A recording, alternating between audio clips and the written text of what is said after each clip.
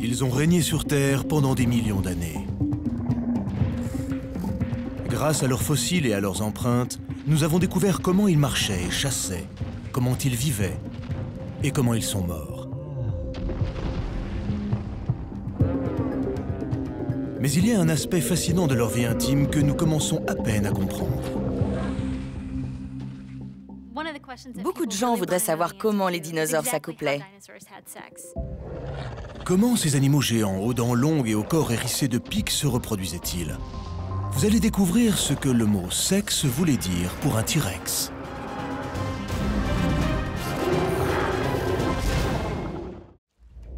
Les oiseaux et les crocodiles d'aujourd'hui peuvent nous aider à en savoir plus sur les dinosaures. Ces trois espèces ont pour ancêtre commun un groupe de reptiles, appelés archosaures, qui sont apparus il y a 250 millions d'années.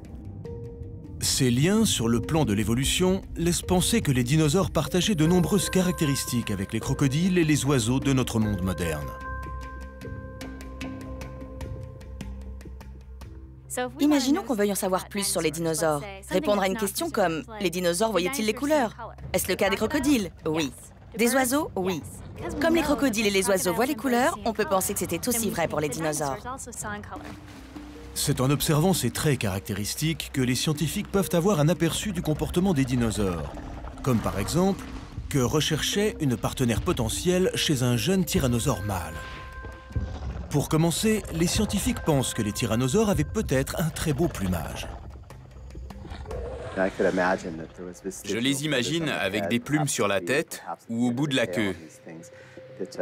Elles n'avaient pas pour fonction de les réchauffer et encore moins de voler. C'était une sorte de parure. Et il y a sa carrure, pour le moins impressionnante. Il fait plus de 12 mètres de long de la tête à la queue.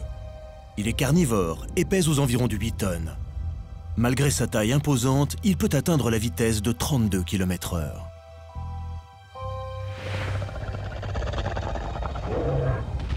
À 18 ans, il est à la moitié de sa vie et à l'apogée de sa maturité sexuelle.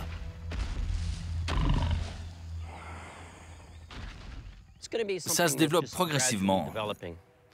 C'est un peu comme pour les jeunes garçons. Ils entrent dans l'adolescence et ressentent ce besoin. Ils se mettent à s'intéresser aux filles beaucoup plus qu'avant. Il n'y a rien de conscient dans tout ça. C'est là et c'est tout. Le mâle comme la femelle tyrannosaure vont ressentir cette envie, un peu comme une démangeaison qu'on a besoin de gratter. Mais il faut d'abord que le mâle et la femelle se trouvent. S'ils s'y prenaient comme les oiseaux, ils devaient avoir un chant nuptial. En ce qui concerne les oiseaux, les mâles ont un chant nuptial. Pas toujours, mais la plupart du temps. Quand il est prêt à s'accoupler, seul l'oiseau mâle chante. La femelle reconnaît le chant nuptial du mâle et chante à son tour. La femelle répond avec un cri basse fréquence. Quand on émet un son basse fréquence, il peut voyager sur de très grandes distances. Rien ne le gêne, ni les arbres, ni l'herbe.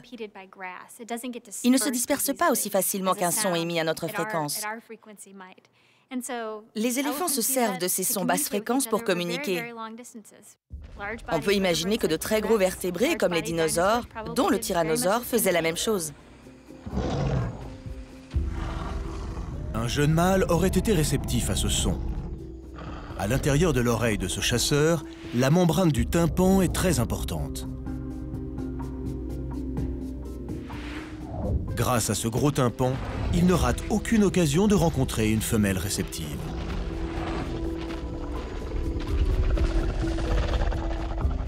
Alors qu'il se rapproche, un autre de ses sens devient actif. Grâce au moulage de cerveau de tyrannosaures, nous savons qu'ils étaient dotés d'un sens de l'odorat très développé. Ils devaient facilement sentir l'arrivée d'un autre tyrannosaure. Le T-Rex avait 2 lobes olfactifs à l'avant du cerveau, faisant approximativement chacun la taille d'un pamplemousse. Il devait donc avoir un odorat hors du commun. Il avait aussi une capacité accrue pour détecter les phéromones, ces signaux chimiques que les animaux libèrent afin d'attirer d'éventuels partenaires.